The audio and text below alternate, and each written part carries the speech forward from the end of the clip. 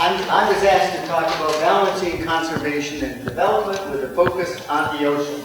So we have to agree on some terms. Sustainable development, the first definition that got any traction was by Brundtland, who was the minister from Norway, and it said that sustainable development is development that meets the needs of the present without compromising the ability of future generations to meet their needs. And it was a couple of years ago that it was modified slightly to say that it's a process of meeting human development goals while sustaining the ability of natural systems to continue to provide the natural resources and ecosystem services upon which the economy and society depend. So the emphasis shifted to maintaining Earth's life support system. Conservation. How do we define conservation? Well, it can be thought of as an ethical use and protection of valuable resources such as trees, minerals, wildlife, water, and others, in other words, nature. And it really focuses on maintaining the natural world to protect the sources of resources. And sometimes we forget that humans are a part of and a product of nature. We do not exist above nature. And too often we confuse conservation and preservation. You can't preserve nature. The only way you can do it is put it in a bottle with formaldehyde. Nature has always evolved for 4.6 billion years, and it will continue to evolve. One of the goals of conservation might appropriately be to maintain the rate of change as close as possible to what it would have been in the absence of humans, because we have accelerated that rate of change. And if we could do that, that would be no mean feat. So we're relatively recent to the Earth, we humans, a couple 100,000 years ago, and for 98%, more than 98% of our history, we were hunter-gatherers living in small bands of 20 to 40, usually extended families, wandering across the landscape with the seasons in search of food. And the total population was very small. It was only about 10,000 years ago, maybe 12,000 years ago, that agriculture started. And with the ability to grow food, people could settle down into villages, they became towns, and eventually they became cities because they now had a predictable supply of food. And that's when the population began to take off. But even 10,000 years ago, the population was only probably 4 to 10 million people. Not very many of us. Now, and you've heard people talk about this morning, this is what's happened with population. So 200,000 years ago, we started in the hall sometime. It took us up until 1800 to get the first billion people on the planet. We added the second billion in 130 years, and we've been adding a billion every 14 to 15 years. And that continues, and the projections are that by 2100, we will probably be somewhere between 10 and 11 billion, up from 7.4 billion today, then level off and decline. Now, in some of the developed countries, population has stabilized, and it's actually begun to go down. It's not true globally, because most of the growth in population is coming in the developing world. And according to the UN, we're going to have 70% more food by 2050, because the population by then will be between 9 and 10 billion people. Everyone has the right to have food, a place to live, water, and energy. And according to the International Energy Agency, we're going to need 3 times as much energy by the end of the century as we have today, because there are a lot of people on this planet who have never had any electricity in their homes. They rely as a primary fuel on dried cow dung, and they would love to have coal. Now, conservation. Who gets credit for saving the whales? Is it those of us who are conservationists, conservation groups? I think probably the greatest credit goes to the discovery of oil in Pennsylvania in 1859 in Titusville. Because once you had a supply of oil, it didn't make any sense to go out and hunt whales for whale oil. That the oil in Pennsylvania was more suitable, it was easily obtained, and I think we love to vilify the big oil companies, coal companies. We sometimes forget most of the things that we enjoy today, all of us in this room, are because of the cheap, abundant, readily available fossil fuels. We can't forget that. Now, it is true. Things are different now with that population. And we have come to this fork in the road. Robert Frost had that wonderful poem, The Road Not Taken, and that stanza that said, two roads diverged in a wood, and I took the one less traveled by, and that has made all the difference. Or that great American philosopher, Yogi Berra, who said, when you come to a fork in the road, take it. We are at a fork in the road. Things are different now. And the problem, though, is this road that has served us so well for the last 200 years won't serve us well going forward. And this is filled with certainty. It's not going to lead where we want to be, but this road is filled with uncertainty. And there are some risks, but they're risks that we're going to have to take. And this is something that all of us in California, and I know a number of you are teachers, you should encourage your youngsters, don't be afraid to take risks. It's clear that the only way that we're going to conserve nature is not to have less development, but to have more development of a different kind. You can't leave 2.5 billion people in poverty, more than 1 billion right now who have never had safe drinking water, sanitary facilities, never have had electricity in their homes, and those additional billions. So we have to continue to have development, but development of a different kind. And you've already heard, in the near future, we're going to look to the ocean for more energy, both renewable and non-renewable, more food, more minerals, more medicines, more transportation, more recreation, more water, more fresh water, and a few miles up the road here, Carlsbad plant, desalination plant, is the largest desal plant in the Western Hemisphere, and 7% of San Diego's water now comes from that facility.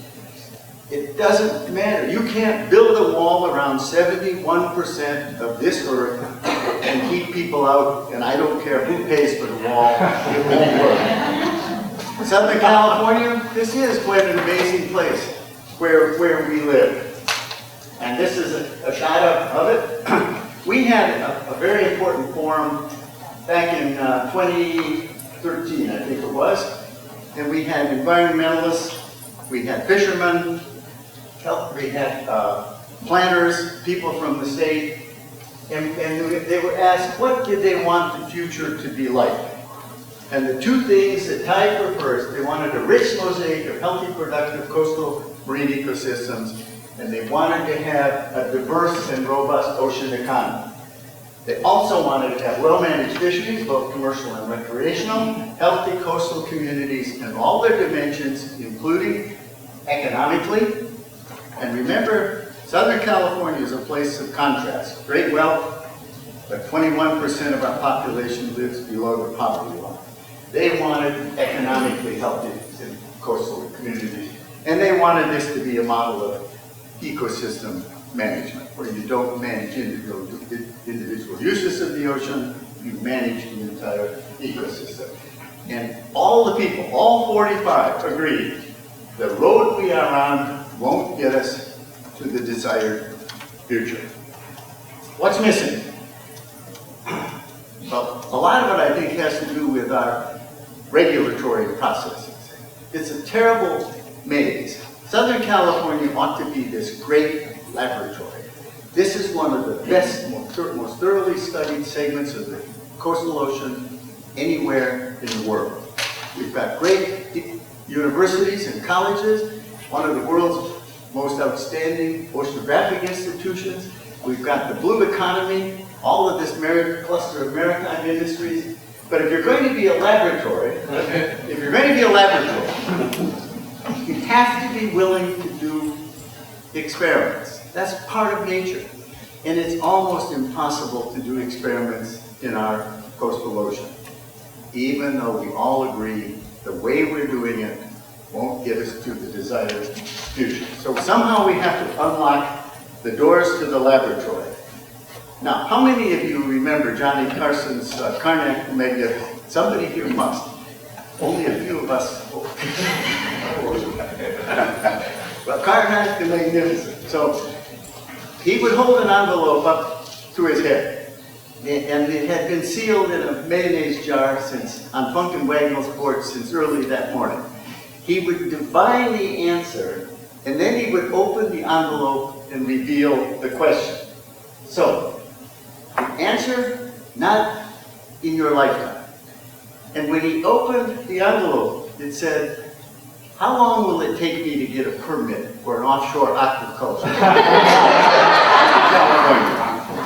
So, the precautionary principle, you all know this. I want to reinforce though. It states that if an action or a policy has a suspected risk of causing harm to the public or the environment in the absence of scientific consensus, that action or policy is not harmful. The burden of proof that it is not harmful falls on those taking the action. The problem is, we forget it's not scientific consensus in California. It's public consensus. And Bob Frosch, quite a remarkable guy. He was one of the early administrators of NASA. He was vice president for research at General Motors. He had lots of other positions. He said that he thought the precautionary principle was very carefully designed to prevent anyone from ever doing anything for the first time. Look at it. That's what it has turned out to be. And yet, it is those risk takers who dare to do things for the first time, whether it's an Elon Musk or somebody in the ocean, those are the ones that are going to put us on a different trajectory to get to the future that we want. And why not start it here in San Diego? And you have a lot of the things that are here. The Maritime Alliance, you've got a small, but quite important commercial fishery. It is small. And you saw a slide similar to this early this morning. If you look at the blue, that's wild capture fisheries from 1980, up to 2020. It's been flat. There has been growth in the gray part, which is aquaculture, and the demand for seafood globally is growing more rapidly than population. So how do we meet that need? We will meet it through aquaculture. Jacques Cousteau, who's certainly considered by most as a wonderful marine conservationist, said we must plant the sea and herd its animals using the sea as farmers instead of as hunters. You know, wild capture fishing is the one remaining activity of modern human beings that falls into the category of hunter-gatherers. Now, mind you, I do not want to lose our wild capture fishery. They're an important part of our tradition. It's a wonderful lifestyle. They bring magic to our working waterfronts, but we do need to do more aquaculture. In California, like the rest of the U.S., we import more than 90% of the seafood we consume. Most comes from Asia, about half is farm-raised. Among the people who object most to offshore aquaculture are environmental NGOs like mine and some environmental groups. Is there anyone here that can convince me that flying fish from China is a good, sound environmental practice? You get a lot of miles on your credit card, but it doesn't make any sense at all. And when we don't like it, we like to say, well, it's industrialized aquaculture. We're going to industrialize the ocean. Let's put it in context. We have aquaculture, agriculture, and industrial bottom trawl fishing. These all are to be found on the internet. Industrialized agriculture, the biggest farms are in the millions of acres. The largest farms are in Australia, and a few of those are more than 10 million acres. Industrial scale bottom trawling, every year we trawl an area twice the size of the continental U.S., the lower 48. We know that bottom trawling disturbs life on the bottom, destroys much of it. What about aquaculture? Proposed industrialized aquaculture farm. There's one that's probably 5 or 6 miles from where we are right now, Rose Canyon. And is this industrialized? How big do you think that farm is? It's been reconfigured, resized, and it is 67 acres. Is that industrialized aquaculture? According to the Farm Bureau, the average family farm, agricultural farm in the United States is 434 acres. So, hardly qualifies, I think, as industrialized aquaculture. These wonderful, beautiful, friendly-looking animals we all love. How many of you had a hamburger within the last month? Good, that's good for you. But, you know, you can, and 1 acre can produce about 250 pounds of beef. When you had that hamburger, have any idea how much water it took to make that? Let's say it's a quarter-pound hamburger. More than 500 gallons of water. Now that's a little bit of an exaggeration because it includes the lettuce and the tomato.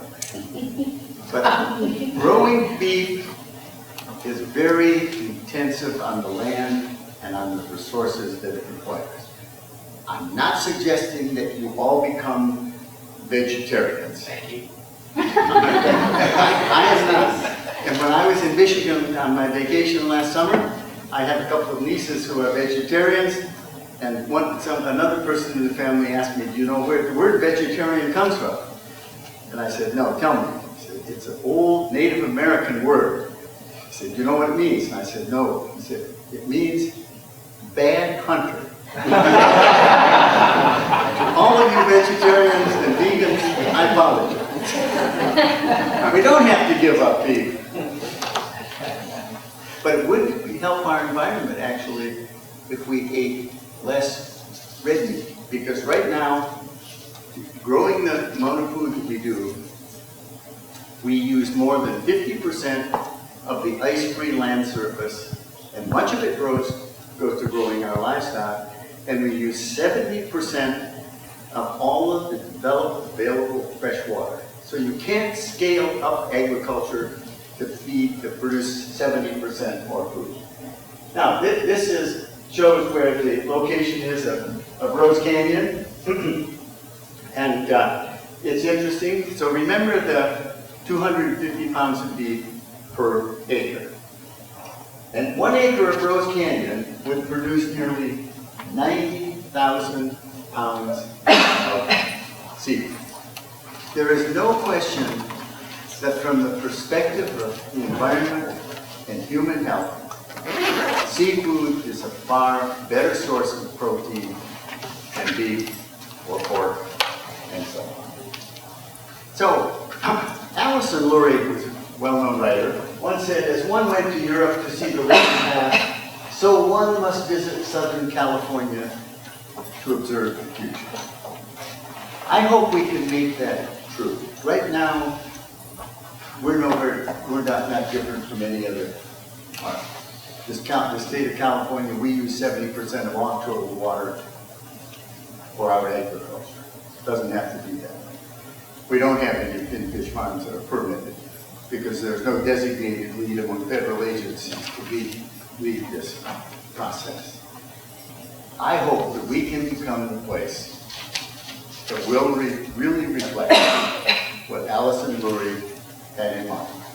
And we showed the way to the future. Talk about creating jobs. If we could do this, this would be quite a remarkable economic engine for where we are. So thank you.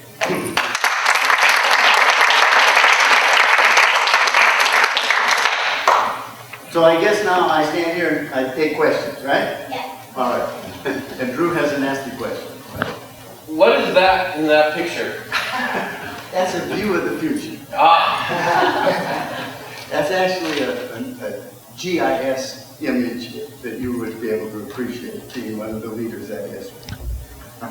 Who has another question? or comment. John?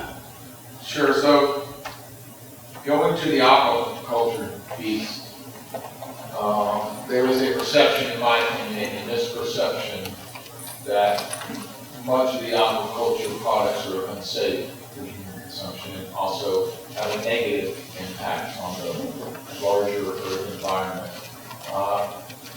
Do you see that as being a misguided perception? And how can the arm of education in the U.S. help to dissuade that, or should we do more? Well, I think we have to do much more, and I think education is the key to change the perception of aquaculture. It's very true that we had some very bad examples of aquaculture in the past. We didn't site the farms properly, we overstocked them with fish, we overfed, but many of the advances in aquaculture have been made in the United States, a number of them right here in Southern California. But you can't apply those advances in this country up until now, so they get exported to other countries. So misperceptions and education are key. Are aquaculture products unsafe? Well, right now, certainly the U.S. has the most stringent food safety standards of any country on the planet, and we also have good standards for workers. So I would never be afraid to eat seafood grown in the United States, whether it's wild capture or farm raised. When you look at the 90% that's imported, we know very little about where it comes from, the farms it comes from, or the conditions that people work under to harvest that seafood, and less than 5%, probably less than 2% of the shipments are ever inspected at all. The reasons for this country to expand aquaculture, I think, are compelling. The UN did a study a few years ago, and they looked at, first they acknowledged that we need to grow more seafood. And they looked at all the countries and asked the question, which country has the greatest potential to significantly increase its seafood production through aquaculture? And they concluded the US won hands down. First, we have the largest exclusive economic zone of any nation in the world. And we have all the other things that I mentioned, plus we have very favorable oceanographic conditions in much of our EEZ. We have the markets, we have a growing demand for seafood. And so the conditions are right. And they calculated that in an area of our EEZ, you could produce an amount of seafood equal to all wild capture fisheries in an area the size of the state of Vermont. Now, Bernie should have run that. That should have been part of Bernie's plan. So we have a big job to do because people are misinformed. And I think a lot of it comes from organizations that are in the sector I operate in. Yes? Jerry, what are the types of jobs that are potentially available in aquaculture, and how does that compare with wild-caught commercial fisheries? Well, let's see. I'll start, and then Tom, I'm going to ask you to add to that, since you own the Carlsbad Aqua Farm. People argue now that we can't compete with low labor costs in other countries in growing seafood. I don't think that's true at all. And as aquaculture begins to evolve, the nature of many of these jobs will change. For example, with Rose Canyon and with what's happening in the Gulf of Maine, we have TV cameras under the nets. A farmer doesn't want to waste feed. That costs him or her money. So whenever food starts to come through, it turns the feeding mechanisms off. And the nature of the jobs will change as aquaculture develops, and when we move into some of the more modern approaches that aren't even captured in Rose Canyon, there will be opportunities for everything from shipbuilders to designers to biologists to food safety specialists. I think right now I would be very cautious about encouraging people to start training for aquaculture jobs. I think they're in the future, but we don't know. Rose Canyon has been trying to get a permit for the last 4 or 5 years, and they've spent a number of millions of dollars. In California, you don't get to yes or no. You get to maybe, do some more research, do some more. So unless you have deep pockets, this is not a place to be an innovator in the ocean. I think we need to change that. And then Tom, I'm going to ask you this. Well, maybe Tom wants to respond first. Okay, Tom, say a little bit about jobs. Well, I think the thing that you pointed out, Jerry, is that it isn't just aquaculture per se. It's aquaculture as a larger stone in the water that ripples many other jobs. If you look at fisherman who brings in his catch, it isn't just the fisherman, it's the food processing, it's the delivery, it's the change of food production in a given area and all the value-added services from other businesses that take that catch and convert it into other types of products. So in San Diego used to be one of the great seaports in the world for tuna, as we all know. Bumblebee tuna, chicken of the sea. That time is long since gone, sadly. And all that infrastructure, though, exists for processing seafood. The biggest landing of seafood in San Diego today is sea urchins. They've gone through the entire chain of food production from the apex predator like a tuna down to a sea urchin. And they're running out of fish. This is, look at sardines in Monterey, you get cod in New England. The pattern is the same, but in New England, the lobster fishermen are now going to scallop farming. So all the other jobs are going to be created by this new opportunity because you can't keep putting the same amount of pressure on the depleting fisheries of the world. And so aquaculture can't be looked at in the vacuum of just growing shellfish as I do, or those who, like Rose Canyon, wants to grow yellowtail. It's the entire reorientation we have towards the ocean as a source, an important part of the future economy, blue economy of Southern California and the world. And as Dr. Schuppel says, that revolution, and it comes down to creating a pathway where those like myself who are looking to expand aquaculture have a rational expectation that if they pursue a permit, that something with some realistic amount of time and study can manifest itself in an actual permit. That process yet does not exist. For an industry that's so pent up with potential and economic power for Southern California, and we're stuck in a paralysis of bureaucratic red tape that has no end to it. You know, this nation was born as a maritime nation, bounded by the Atlantic on the east, the Pacific on the west, the Gulf of Mexico to the south, the Arctic to the north. We are no longer a maritime nation, except in terms of research. We certainly are not as a shipbuilder. We can't build the largest generation of ships any longer in the United States. We build luxury yachts and specialized yachts. And if you go to any of these major ports, look at the ships that come in and out and see how many of them fly a U.S. flag. Almost none. Yes, go ahead.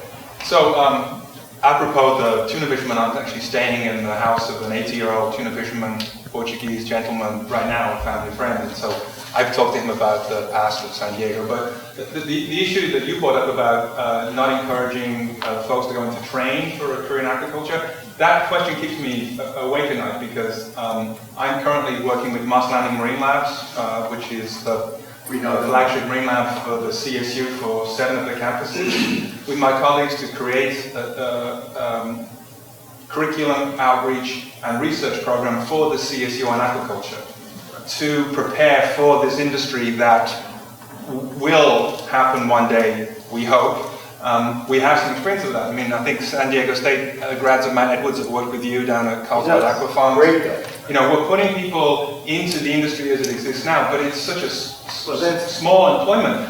It's a chicken and egg. How are we going to grow the employment base without having the folks trained in the interdisciplinary aspects that small-scale, non-industrial aquaculture is going to require? Well, right? I think you're right. Growing the industry is what's key. You know, we heard in a couple of talks earlier this morning how these percentages of jobs in the blue economy are going up, and they're 6.5% to 20% a year up to 2020. percentages are misleading though. What's the absolute number of jobs? How much are they increasing? So I guess I would encourage us to train people broadly so that they are able to serve in a variety of blue economy jobs, and that will make them more marketable. One of the things that we need to kind of figure out, I think, is we need to kind of like, it's a moonshot. How do we can imagine the future, we can see the future we want. How do we work back from that, to kind of create these pathways to that? So one of the catch-22s for the CSU, right, is if we want a new program, a master's degree or a certificate, it has to be justified based on the potential for jobs and contributions to the California economy. So, this same problem is facing the academic field as it's facing the industry. How do we get that traction? Well, right? And I agree with you. And I think one of the key things that's been missing in all of this is leadership at the federal level and at the state level. Can you identify a half a dozen legislators who are champions for aquaculture? I mean, really champions who put themselves on the line. You'll have a hard time identifying those people. We need to cultivate some champions, how we're going to use the ocean differently, and that it has to be part of this nation's future. You have, you and then you, go ahead. Yeah, so I'm Lindsay from the University of Hawaii. Hawaii is having a similar situation as well. We finally have one guy that got a permit out on the Big Island. So we're really having all of our eggs in one basket, literally. So are you going to install something in your aquarium that sort of highlights what aquaculture is, what it looks like, to sort of maybe dispel some of these myths that everyone has? We already have an exhibit. We created a film called The Fish Story that was played at the World Aquaculture Association in Las Vegas, and it's actually on the State Fish and Wildlife website, and it talks about all. It's a huge opportunity for California, and the irony is the risk is de minimis. And that one farm, Rose Cave, would bring in 2.5 to 3 times as much seafood as all of the wild capture fisheries that come into the port of San Diego. We're still going to import a lot of seafood. So it's a great, yes, you had a question. Actually, I have two. Is there is one fishery right just due south of us, right off of Ensenada, a fish farm. Have we ever thought of just kind of forming a group farm not on U.S. territory? Well, that farm was actually proposed for U.S. waters, and after several years and several $1 million, they couldn't get a permit, and they moved across the Mexican border. The technology comes from the U.S. The small fish that they grow up come from the U.S., but Mexico gives the jobs, and go ahead. So, I think finfish, we know there's going to be some significant hurdles to overcome for that, but I think we also need to look more at expanding our shellfish production, for both for internal consumption and external. There's a lot of moribund leases that would have lower obstacles to overcome, and then there's also the issue you mentioned about growing things sustainably. Aquatic plants, seaweed, but not for fuel, but for bioremediation, but also for eating. But Mike Graham at Moss Landing is now growing high-end seafood for the restaurant market. There's a lot of potential for things both land-based and in the ocean that won't have the obstacles, and those two we need to bring under the aquaculture umbrella and change people's ideas of what constitutes aquaculture. And growing plants in semi-enclosed coastal areas to mitigate some of the changes in ocean acidification so that you can actually have a shellfish industry. You can't do it in the open ocean because you can't affect the pH. You can in some of these coastal embayments, and we need to be looking at selective strains of shellfish that are more resistant to changes in ocean acidification, also increases in temperature. So biotech opportunities here, they're huge. The comment that you mentioned from Moss Landing, from the research effort there that CSU is doing is really remarkable. That all their campuses together are aggregating the talent to develop an aquaculture training program. But what you pointed out, and I want you to comment on that, Dr. Schubel, which has to do with public perception. As you noted, the different types of sea vegetables and shellfish, which are used for bioremediation. Right. Notwithstanding all the critical issues for food production that the United States desperately needs, but for repairing and restoring these ecological, healthy conditions of embayments and lagoons and coastal areas, shellfish and eelgrass have a vital role to play, and has a story that's connected to that the public needs to hear. The public, by and large, is very ignorant of aquaculture, and they have misperceptions based on political interests of various NGOs and other groups that describe everything can be done in a poor way and a good way. And so there is, in the case of aquaculture, a tremendous hurdle that's been created that is an impediment to the political will coming forward. And so I wonder if you could comment on how we can broadcast more to a larger audience the story that this scientist has raised about how shellfish and seaweeds and the like can be a vanguard to showing a path forward for more intelligent uses of aquaculture for ecological benefits as well as food production. Well, so two things, I think. We get 1.65 million visitors a year to our aquarium. And so we try to educate them. That's not enough. So we created what's Science on a Sphere, which is a 6-foot diameter sphere. There are 138 of these around the world. We developed an experience about aquaculture that has been translated into Spanish and into Japanese, shows all over the world, and it tries to make this case. I think, though, you guys who are teachers at all variety of levels here have an important role to play to get people excited about all of this. You saw Sylvia Earle's picture up there a while ago. Sylvia and I have been friends for 40 or 50 years. Sylvia, she won't eat fish, and she says to me every time he sees her, Jerry, how can you eat your friends? And my answer is, they taste good. You can't live on this earth with 11 billion people and put aside 71% of the earth. We have to take care of it so it will continue to provide the life support systems that it does, but it's got to become part of our supply of food and minerals and energy and all of the rest. And that's the exciting challenge, I think. How do you do that? And to me, that starts with educating very young people about these opportunities.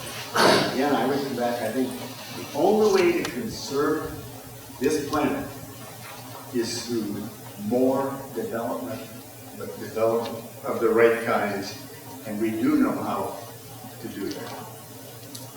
Where can people find that film that you produced on the fish story that talks about these critical issues? Go to the I'd invite anybody to look at it. It's an amazing resource for telling the story. Aquarium in the Pacific website, it's there. If you just Google it, it comes right up. Anybody else have any questions or comments? Yes. I'm here from the U.S. Department of State, and we have a lot of different programs and things in marine cooperation with the European Union. But my question is more about raising awareness with elected officials and others. We have a lot of, my husband in fact works with the FAO and does a lot of the programming with the foreign, in Rome and the UN agencies. I mean, is there a way that we at the federal government level can help educate and raise awareness of these issues through our international programs and then at the state level, like here in California? Is there anything that we could be doing better? Well, I think the answer certainly is yes. And this international ocean program that John Kerry convenes, I think it was the third one this year. Yeah, we just had one. And that's in a place, but in order to be credible, we in the United States have to demonstrate that we're doing some of these. And it's the same, with deep sea mining is something that many of us are very worried about, because millions of square miles have now been released for exploration. Tens of thousands of square miles have been released for exploitation. And we're very marginal in the United States because we have never chosen to ratify the UN Convention on the Law of the Sea. So that doesn't give us a place at the table. It's important in the open ocean on mining. You look at the Arctic, and there's a program that's called the Extended Continental Shelf Program. If you're a member, if you have ratified the law of the sea, you can make the case to extend your EEZ based upon several criteria, geology, etc., so that it goes beyond 200 miles. We can't do that. Other countries are doing it in the Arctic. It's a bad thing. Someone could, I'm not sure they would, someone could go into just off of our EEZ, off of Alaska, and they could begin an activity. We would have no sound legislative jurisdictional basis to prevent it. And when I have raised this question at the federal level, the answer is, we're so strong they wouldn't dare. That's a terrible answer. That's a terrible answer. If we want to be a player, let's get in the game and demonstrate the kind of leadership this country was founded on. And when we were a leading maritime nation, we still have all those assets. We just have to, I think, put it together. And I don't think it's going to happen from the top down. It's going to happen from the bottom up and from some of our states that have significant opportunities. California is one of them.